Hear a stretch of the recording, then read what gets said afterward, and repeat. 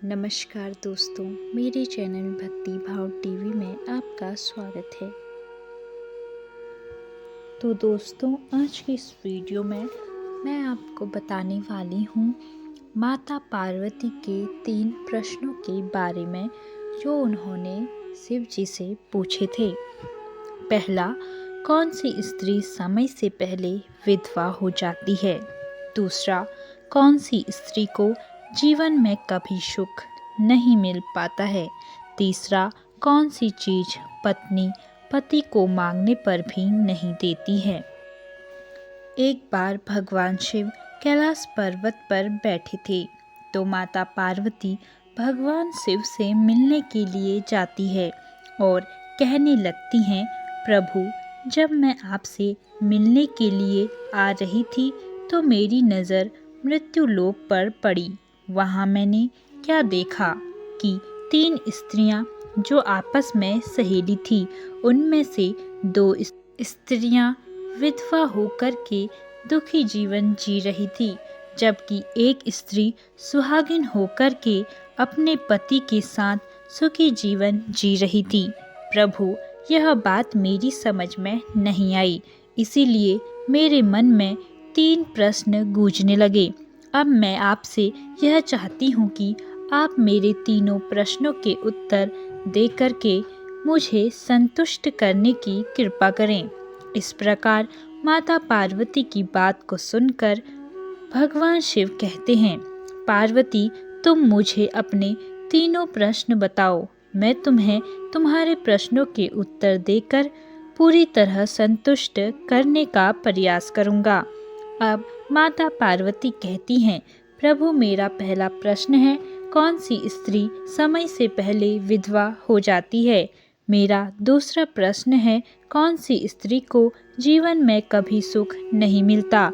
और मेरा तीसरा प्रश्न है, कौन सी चीज़ ऐसी है जो एक पत्नी अपने पति को मांगने से भी नहीं देती?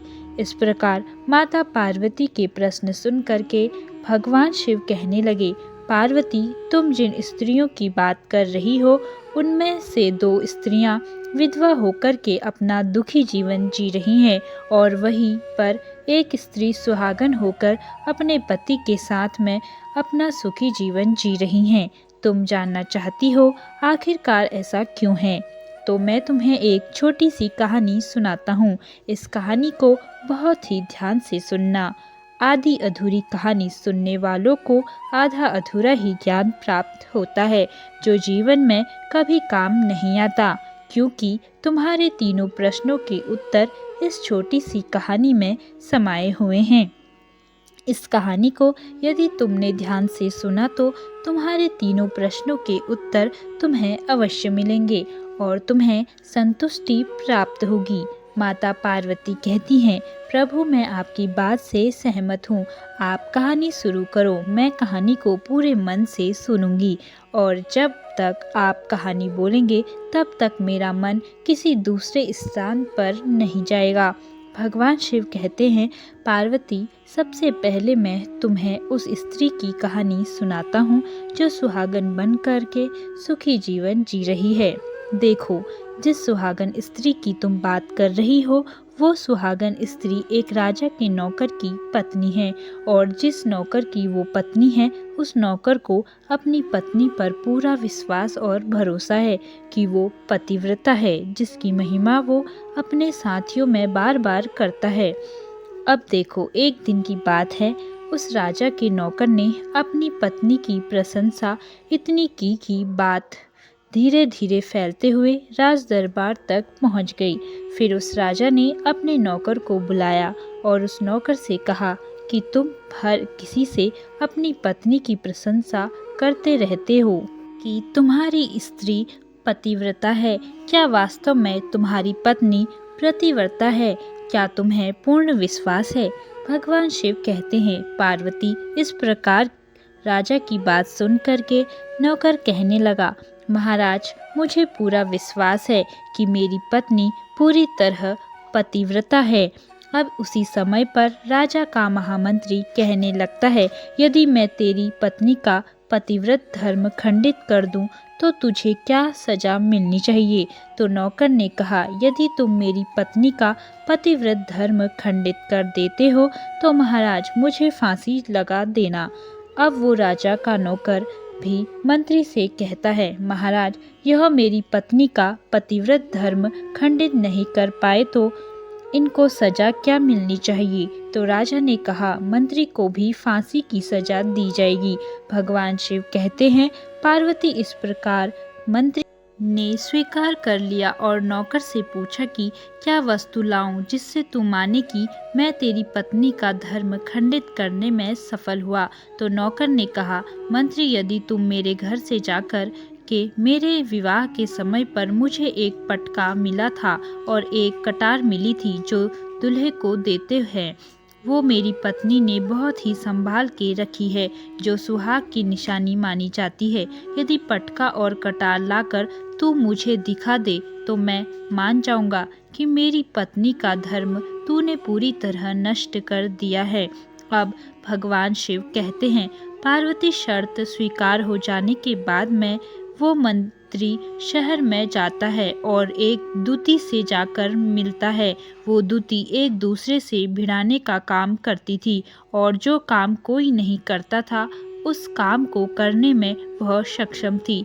फिर इस प्रकार उस मंत्री ने उस दूती को अपने स्वार्थ के लिए बुलाया और दूती से कहा, देखो इस नाम का एक व्यक्ति है, उससे मेरी शर्त लगी है। और फिर उसने उस शर्त के बारे में उस दूती को सारा कुछ बता दिया। फिर वो उस दूती से कहने लगा कि तू कैसे भी करके उस स्त्री से मेरा संपर्क करवा दे, तुझे जितना धन चाहिए मैं उतना धन दूंगा। भगवान शिव कहते हैं, पार्वती इस प्रकार मंत्री की बात सुन करके दूती कहने लगी, भाई तू उस औरत के बारे में बात मत कर, वह औरत पूरी तरह से पतिव्रता है, वो तेरी ओर देखेगी भी नहीं, तेरी शक्ल भी नहीं देखेगी और उसके परिवार वाले भी खूंखार है, तेरी खाल उतार लेंगे। तो मंत्री कहने लगा, ठीक है, यदि तू मेरा उससे संपर्क नहीं करवा सकती है तो एक काम कर दे, उसके घर जाके पटका और कटार चुरा कर ला दे। और भगवान शिव कहते हैं, पार्वती यह बात दूती की समझ में आ गई। उसने कहा, ठीक है, मैं तुम्हारा काम अवश्य करूंगी। नौकर शहर में रहता था। दूती नौकर के घर जाती है और उसकी पत्नी से जाकर बोलती है, बेटी मैं तेरे पति की बुआ हूँ, मैं कई वर्षों के बाद आई हूँ। तो उस स्त्री ने कहा, आओ बुआ जी, मैंने आपको पहले कभी देखा नहीं, इसीलिए पहचान नहीं पाई। और इस प्रकार उस दूती को उस नौकर की पतिव्रता स्त्री ने बहुत बड़ा सम्मान दिया, मगर उसे क्या मालूम था कि यह उसके साथ में छल करने आई है। अब भगवान शिव कहते हैं, पार्वती इस प्रकार वो दूती उस पतिव्रता स्त्री के साथ में 2 दिन तक रुकी। जिस समय वो स्त्री स्नान करने लगी, स्नान करने के बाद जब वो पतिव्रता स्त्री रसोई में खाना बनाने गई तो दूती को मौका मिल गया और उसने पटका और कटार उस नौकर के घर से चुरा लिए और वहां से चुपके से भाग गई और जाकर के दूती ने वह पटका और कटार मंत्री को दे दिए। भगवान शिव कहते हैं, पार्वती फिर वो मंत्री पटका और कटार लेकर सीधा राजा के दरबार में पहुंचा और राजा से जाकर कहा, महाराज मैंने नौकर की पत्नी के पास में 2 दिन बिताए और यह पटका और कटार उसी के हाथों से लेकर आया हूँ। फिर तो राजा ने दरबार लगाया और नौकर को बुलाया तथा महामंत्री से सभा में पटका और कटार नौकर को दिखाने के लिए कहा। फिर राजा की आज्ञा पाकर मंत्री ने उस नौकर को पटका और कटार दिखाई तो नौकर मान गया कि वास्तव में आज मेरी पत्नी ने अपना पतिव्रत धर्म भंग कर लिया।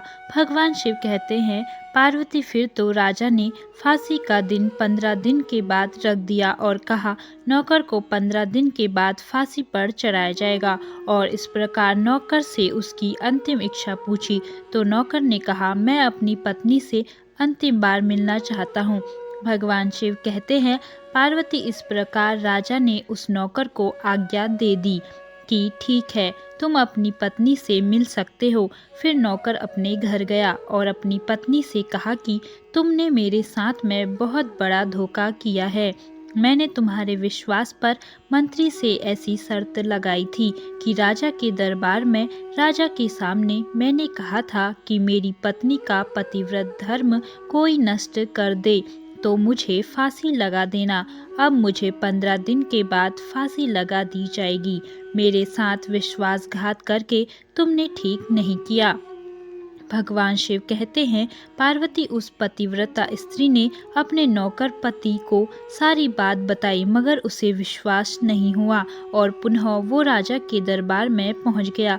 फिर उसे कैद में डलवा दिया। अब उधर नौकर की पतिव्रता पत्नी ने परमात्मा को याद किया और राजा के दरबार में गई और राजा से नाच दिखाने की आज्ञा मांगी। भगवान शिव कहते हैं, पार्वती उधर नौकर की पतिव्रता पत्नी ने परमात्मा को याद किया और अपना भेष बदलकर राजा के दरबार में गई और राजा से नाच दिखाने की आज्ञा मांगने लगी, क्योंकि वो स्त्री बहुत ही सुंदर थी और उधर राजा शौकीन थे। इसलिए राजा ने आज्ञा दे दी कि सभी मंत्री, स्त्री आदि उपस्थित होकर के इस सुंदरी का नाच करवाने की पूरी व्यवस्था करें। भगवान शिव कहते हैं, पार्वती फिर तो सब मंत्री, महामंत्री, राजा आदि दरबार में उपस्थित हुए। फिर उस नौकर की पत्नी ने जब नाचना शुरू किया तो राजा को उस स्त्री का नाच बहुत ही सुंदर लगा। फिर राजा ने कहा, तुम मुझसे क्या मांगना चाहती हो? तुम जो भी मांगोगी मैं तुम्हें वही दूंगा। भगवान शिव कहते हैं, फिर उस नौकर की पतिव्रता स्त्री ने कहा, महाराज आपकी सभा में मेरा चोर है जिसने मेरे रुपये लिए थे मगर आज तक वापस नहीं दिए, उसे फांसी की सजा दे दीजिए। अब राजा ने कहा, ठीक है, बताओ मेरे दरबार में तुम्हारा चोर कौन है, उसका नाम क्या है, मैं उसको फांसी की सजा अवश्य दूंगा। भगवान शिव कहते हैं, फिर उस नौकर की पतिव्रता स्त्री ने कहा, महाराज आपका मंत्री मेरा चोर है, आप इसको फांसी की सजा दे दीजिए। अब उधर जैसे ही मंत्री ने सुना कि ये सुंदरी मुझे अपना चोर बता रही है तो मंत्री कहने लगा कि महाराज मैं कसम खाकर कहता हूँ कि मैंने इसका कभी कुछ नहीं चुराया, मैंने इसको कभी आज तक देखा ही नहीं, तो मैं इसकी चोरी कैसे कर सकता हूँ? मैंने आज तक इसकी शकल ही नहीं देखी है।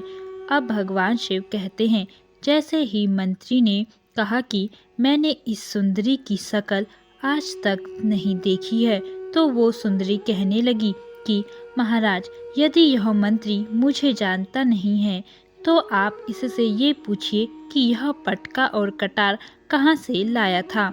मैं उस नौकर की पत्नी हूँ जो आपके यहाँ नौकरी करता है और आप मेरे निर्दोष पति को फांसी पर चढ़ाने वाले हैं। अब मैं आपको पूरी कहानी सुनाती हूँ।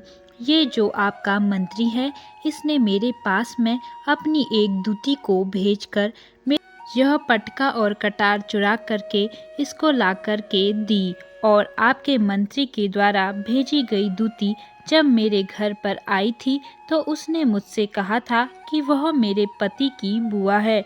वो पहली बार आई थी इसीलिए मैं उसको पहचान न सकी और महाराज इस प्रकार मैंने उस स्त्री को अपने यहाँ पर बहुत बड़ा सम्मान दिया और अपने यहाँ पर ठहरने की व्यवस्था की। भगवान शिव कहते हैं, इस प्रकार उस नौकर की पतिव्रता स्त्री की बात को सुनकर राजा ने दूती को बुलाया। फिर उस दूती ने राजा को सारी सच्चाई बताई। फिर राजा ने उस नौकर को छोड़ दिया और मंत्री को फांसी पर चढ़ा दिया। भगवान शिव कहते हैं, पार्वती इस प्रकार उस नौकर की पतिव्रता स्त्री ने अंत में राजा से कहा, महाराज मैं अपने पति से बहुत प्यार करती हूँ, मैं एक चरित्रवान स्त्री हूँ, कभी भी अपने पति का नाम तक अपने मुंह से नहीं लेती हूँ। अब भगवान शिव कहते हैं, पार्वती मेरी कहानी पूरी हुई, अब तुम अपने तीनों प्रश्नों के उत्तर सुनो। तुम्हारा पहला प्रश्न था, कौन सी स्त्री समय से पहले विधवा हो जाती है?